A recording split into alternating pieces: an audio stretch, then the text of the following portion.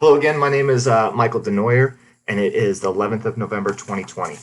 We're here today to talk about 5 external structures that can be observed on the body surface. So the first thing I'd like to talk about with my good friend Matt here is we'll talk about the deltoid, which is part of the muscular system located right here, and that's a site of intramuscular injections or inoculations.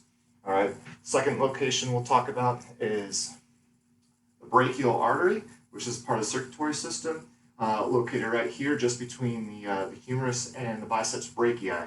That's used when we do blood pressures. The third location I like to talk about is the antecubital space, or which is on the anterior aspect of the elbow that has a medial cubital vein located right here, and that's the site for very common site for venipuncture, and again, part of the circulatory system.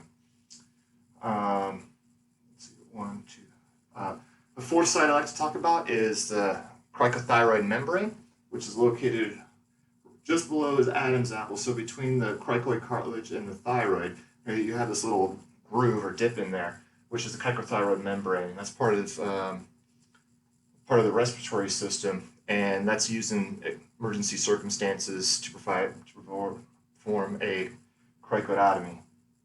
And then the last structure we'll talk about is the umbilicus, the belly button right here.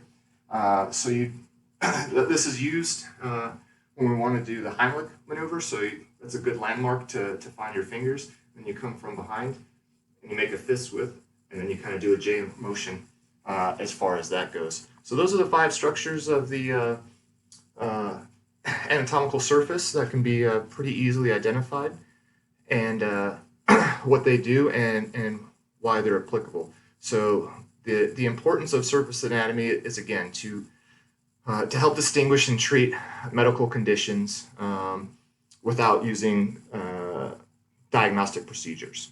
So thank you, and I hope you enjoyed.